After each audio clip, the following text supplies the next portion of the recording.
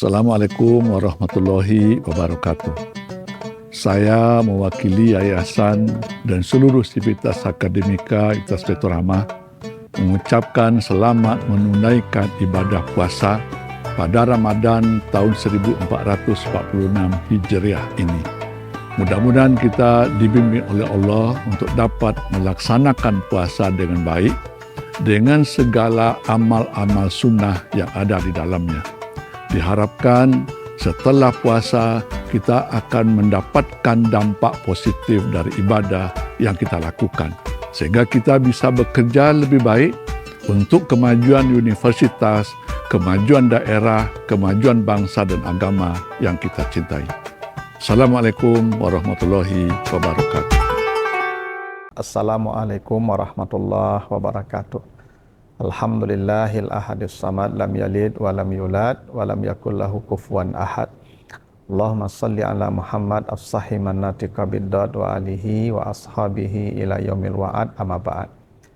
Para pemirsa yang dimuliakan Allah, kali ini kita akan bahas tentang mukjizat Al-Quran. Karena memang salah satu kemuliaan bulan Ramadan adalah dipilihnya bulan Ramadan sebagai turunnya Al-Quran, sebagai waktu diturunkannya Al-Quran. Syahrul Ramadan allazi unzila fihil Quran. Bulan Ramadan itu adalah bulan yang padanya Al-Quran diturunkan. Maka dalam kesempatan yang pendek ini kita akan bahas mukjizat Al-Quran yang tentu saja mukjizatnya sangat banyak. Dan mukjizat itu secara harfiah artinya melemahkan. Jadi nabi-nabi itu ditentang oleh manusia. Yang menentang nabi itu jauh lebih banyak daripada yang mengikuti beliau di masanya. Dan para penentang beliau ini itu meminta bukti-bukti tentang kebenaran risalah. Itu berlaku untuk semua nabi. Nah, setiap nabi diberikan mukjizat. Setiap nabi diberikan mukjizat oleh Allah, sesuatu yang bisa melemahkan orang-orang yang menentangnya. Nabi Musa itu di masa itu orang menggandrungi mengagungkan ilmu sihir. Makanya di masa Nabi Musa hidup banyak tukang-tukang sihir. Nah, karena ilmu sihir itu ilmu yang dikagumi, makanya Nabi Musa dibekali mukjizat untuk mengalahkan tukang sihir. Tongkatnya berubah jadi ular, tongkatnya membelah lautan, tangannya keluar cahaya putih. Karena yang dihadapi ilmu sihir yang dikagumi manusia. Umat Nabi Saleh itu para pelukis-pelukis hebat. Ilmu yang sangat dikagumi di masa Nabi Saleh itu adalah ilmu tentang seni lukis. Mereka bisa memahat gunung-gunung, membuat gambar-gambar di gunung-gunung itu dari batu-batu. Nabi Saleh diberikan mukjizat. Apa mukjizatnya? Bisa mengeluarkan onta hidup dari batu. Kalau mereka hanya bisa memahat batu membuat gambar makhluk hidup, maka Nabi Saleh mengeluarkan makhluk hidup dari batu sehingga mereka menjadi lemah. Tidak bisa menolak dan membantah kebenaran Nabi Saleh. Nabi Isa di masanya orang sangat mengagumi ilmu medis, kedokteran. Makanya Nabi Isa diberikan mukjizat bisa menghidupkan orang mati. Karena tidak ada dokter, sehebat apapun dokter bisa menghidupkan orang mati. Bisa menyembuhkan penyakit sopak, penyakit-penyakit yang dianggap kutukan oleh orang di masa itu. Untuk apa? Untuk melemahkan mereka. Nah, Nabi Muhammad lahir, hidup, tumbuh di tengah masyarakat Arab yang sangat mengagumi ilmu seni berbahasa. Orang Arab ketika itu di puncak seni berbahasa. Maka Al-Quran turun, mukjizatnya adalah bahasanya itu. Yang tidak ada satupun manusia hingga jin yang bisa membuat redaksi seperti Al-Quran. Dan itulah yang disebutkan Allah di surat Al-Isra ayat 88. Apa kata Allah di Al-Isra 88? Kulla ini jama'atil insu wal jinnu ala an ya'tu bimisli hadzal Qur'an la ya'tuna bimisli walau kana ba'duhum li ba'din zahira. Katakanlah, jika berkumpul manusia dan jin untuk membuat yang seperti Al-Quran, mereka tidak akan mampu membuat yang seperti Al-Quran. Kalaupun mereka semua saling bahu-membahu. Jadi kata Allah, kalau berkumpul manusia dan jin, semua berkumpul untuk membuat redaksi seindah redaksi Al-Quran. Untuk membuat kalimat sedetail, serinci, seakurat kalimat yang ada dalam Al-Quran, maka mereka tidak akan mampu. Mereka tidak akan mampu itu yang disebut dengan mukjizat. Bahwa mereka lemah melakukan apa yang seperti yang ada dalam Al-Quran. Nah, Al-Quran itu mukjizatnya banyak. Dan kita akan bahas beberapa informasi Al-Quran yang itu bahagian daripada kemukjizatan Al-Quran yang mustahil Nabi Muhammad, orang yang dikenal ummi, bisa mengetahui perkara yang baru sekarang terungkap secara ilmiah, ilmu pengetahuan. Misalnya apa? Misalnya begini, surah Al-Baqarah. Surah Al-Baqarah 223. Apa kata Allah di Al-Baqarah 223? Nisa'ukum harsul lakum, fa'tu harsakum anna syi'tum. Istrimu adalah sawah bagimu, atau ladang. Jadi kata Allah, istri itu sawah.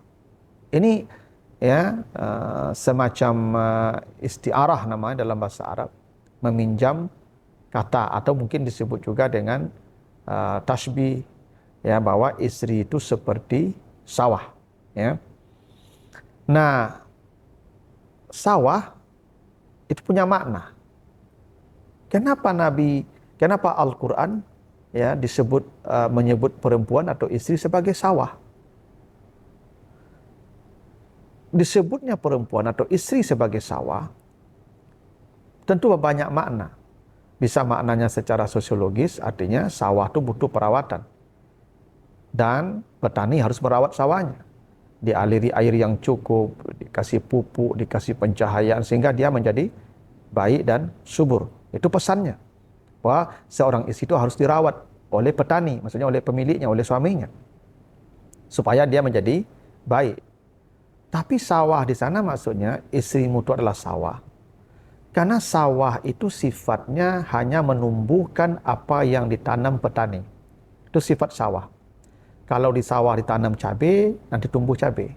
Kalau di sawah ditanam bawang, ya bawang yang tumbuh. Kalau ditanam padi, ya padi yang tumbuh. Jadi, sawah hanya menumbuhkan apa yang ditanam petani. Nah, tanaman kalau begitu, siapa yang menentukan tanaman itu? Ya petani. Nah, dari sini ada isyarat ilmiah dari Al-Quran. Apa isyarat ilmiahnya? Bahwa perempuan hanya melahirkan apa yang ditanam oleh suaminya. Artinya, kalau suaminya menanam bibit laki-laki, maka dia akan melahirkan laki-laki. Kalau suaminya menanam bibit perempuan, berarti lahir perempuan. Jadi Al-Quran memberi isyarat, kalau anaknya semua perempuan, berarti jangan disalahkan istri, karena dia hanya menumbuhkan apa yang ditanam petani. Kalau anak yang lahir ke laki-laki, ya jangan disalahkan istri. Kenapa? Karena dia hanya melahirkan apa yang ditanam petani, dalam suaminya. Karena itu, dalam pengetahuan modern misalnya, dalam ilmu biologi, maka ditemukan. Apa yang ditemukan itu? Ada kode kromosom namanya, penentu jenis kelamin. Perempuan itu, kromosomnya kodenya XX. Itulah perempuan, XX. Laki-laki itu XY. Apa maknanya? Kalau X perempuan ketemu dengan X laki-laki, maka anaknya perempuan, XX. Kalau X perempuan ketemu Y laki-laki, maka anaknya laki-laki, karena kromosomnya XY. Dan itu ditemukan baru. Kebenaran bahwa seorang istri itu sawah, itu belakangan ditemukan.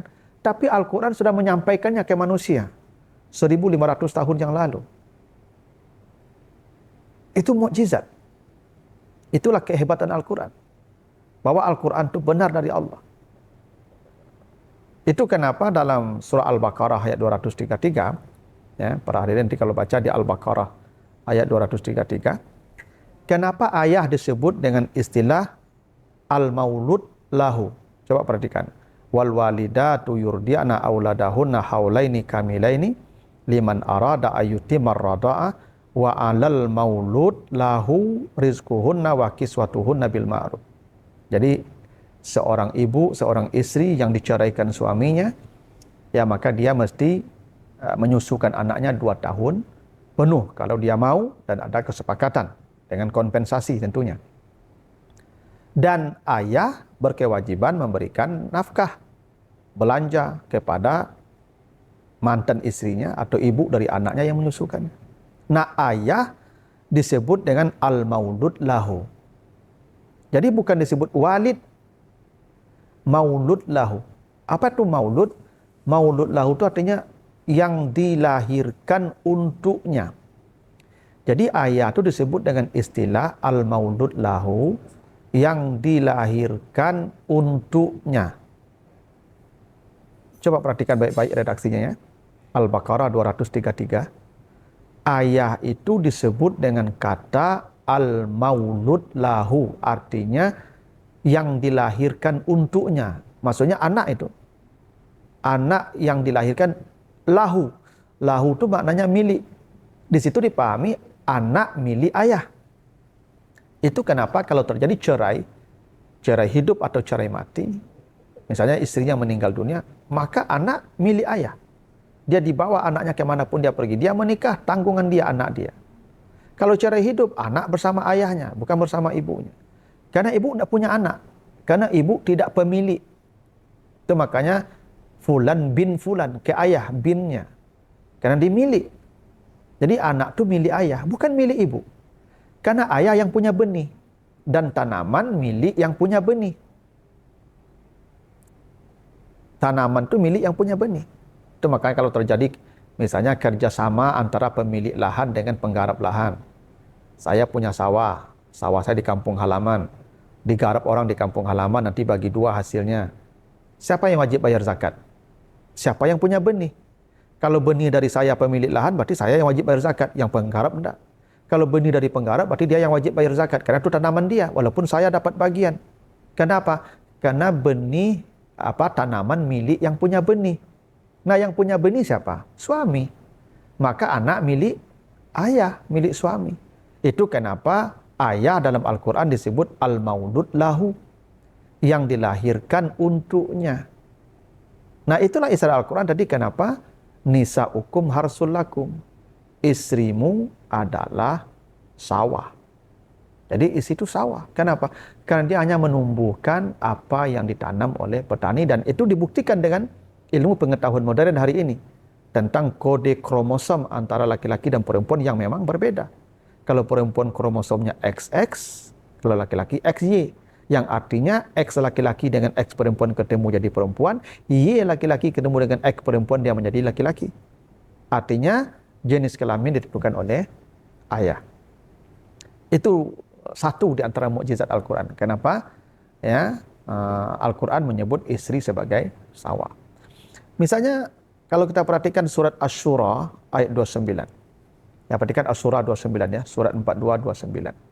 Wa min ayatihi khalqus samawati wal ardi wa ma bassa fihima min dabbatin wa huwa ala jam'ihim iza yasha'u qadirun. Dan di antara tanda-tanda kebesaran Allah, Allah menciptakan langit dan bumi, dan apa yang Allah tebarkan pada keduanya, maksudnya pada langit dan bumi itu, dari dabbah, hewan-hewan, makhluk-makhluk melata. Dan dia mengumpulkan mereka maha mampu jika dia menghendaki. Apa yang menarik dari ayat ini? Coba perhatikan. Allah menciptakan langit dan bumi. Langit itu sangat luas, makanya as-samawat jama'.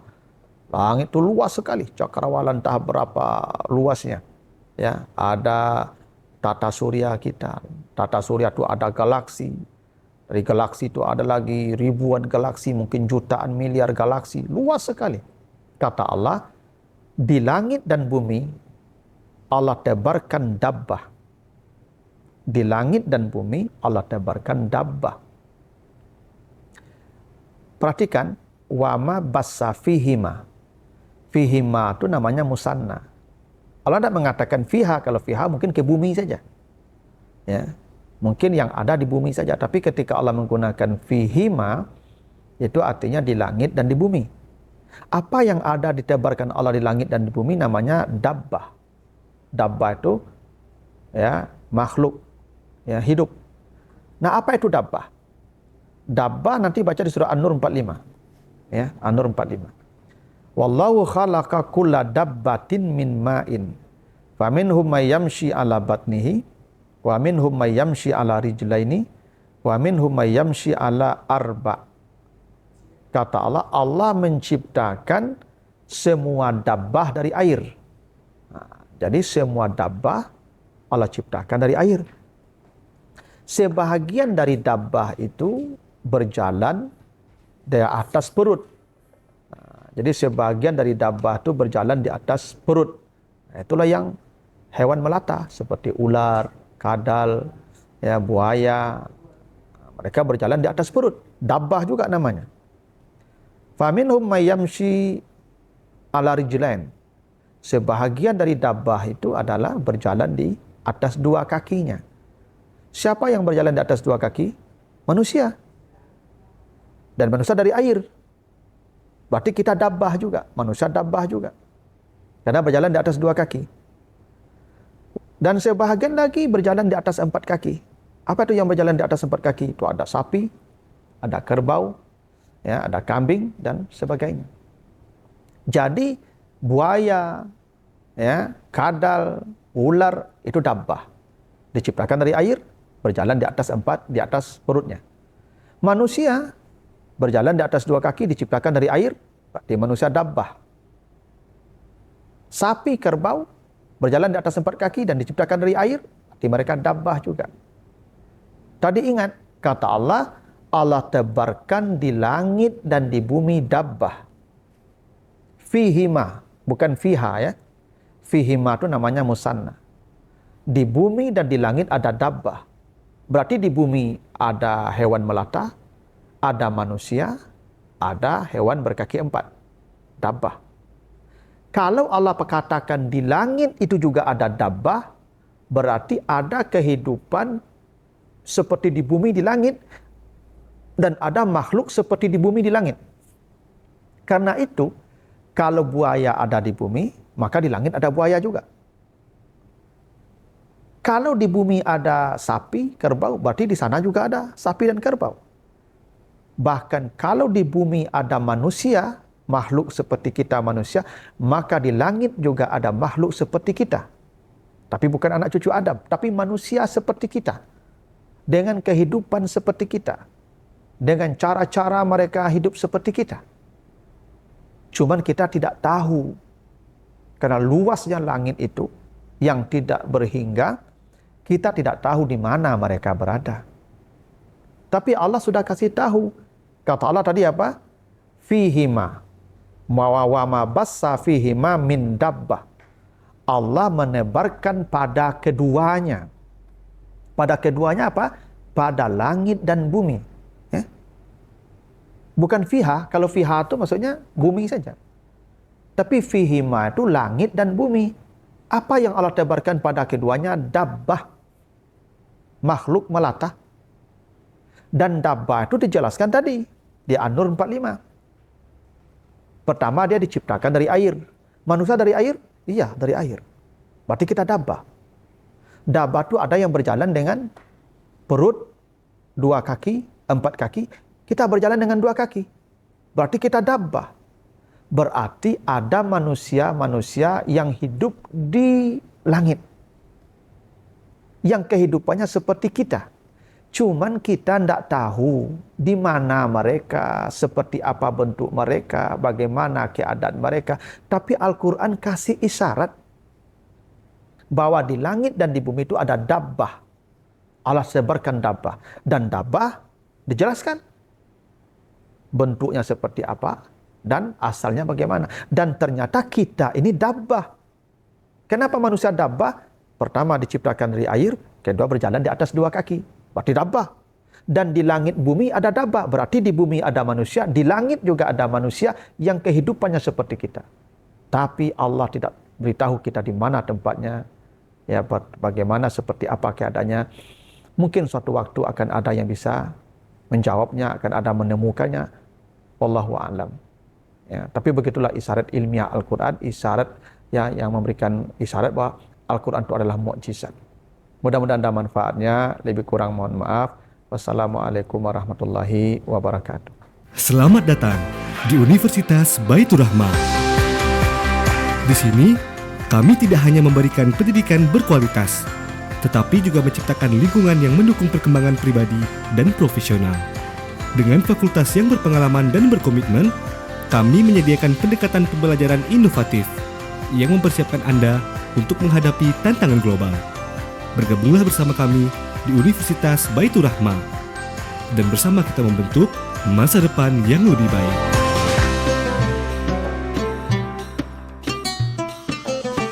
Marhaban ya Ramadan. Saya mewakili keluarga besar Baitur Rahmah menyampaikan selamat menunaikan ibadah puasa pada Ramadan 1446 Hijriah. Mohon maaf lahir dan batin.